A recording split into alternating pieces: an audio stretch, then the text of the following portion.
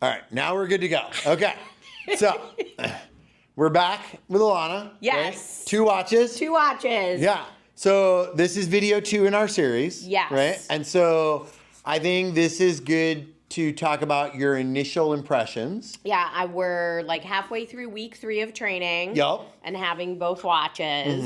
Mm-hmm.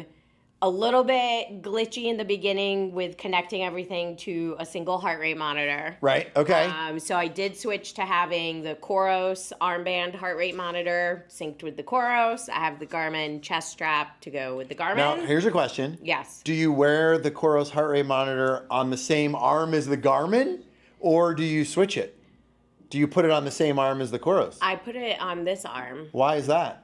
I have no idea. All right, I'm just Does curious. it matter? It does not matter at all. Okay. But you pointed to the other arm, so.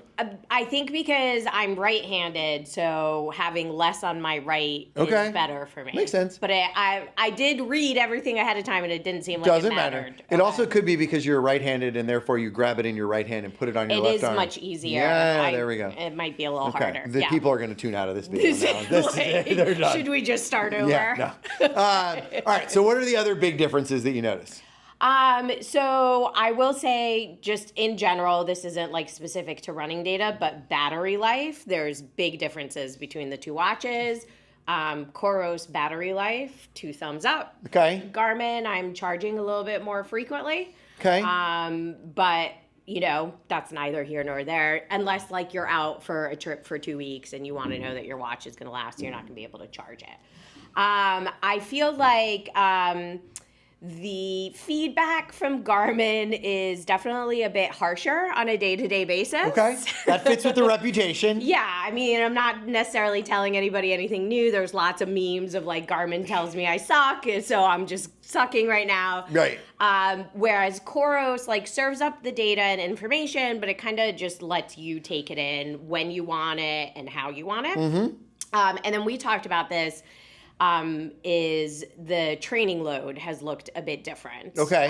But we had a theory as to why. Yeah. And we thought, I have not had the Coros for that long, whereas the Garmin I've had for over a year now, this particular model. So think the Garmin is a little bit more caught up. Yeah, it sort of knows you more. Yeah. It also uses a different way of measuring the training load, right? What you were explaining. One is based on a 7-day training load and the other is based on a rolling 7-day training load. Yeah. So basically what that means is that Coros will look at your training load over the most recent 7 days, whereas Garmin essentially drops off the last day and adds a day and drops off the last day and adds a day. Right. So there's a little bit of a different algorithm that they use in doing that. What about as far as like following the program workouts?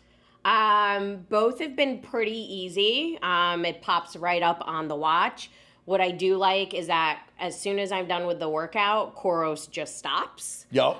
It does let me continue if I want to do more, whereas with Garmin, you have to make sure you stop it. Garmin also gives you a percentage on how you did in completing the workout. This goes in the lots of extra feedback from Garmin. And we also talked about this. I find it a little frustrating because I am doing heart rate zone training.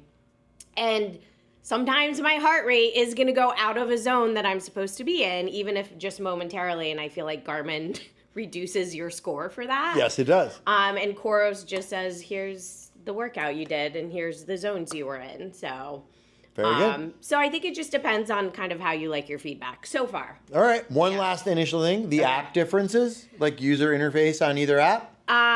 So I'm still discovering a lot on the Coros app. Okay. I do find the Coros app just cleaner and a little bit easier to find information and dive deeper where I want to. Whereas the Garmin, even though I've been using the Garmin app for longer, still a little bit like, where do I find this piece of information or how do I engage with this? So.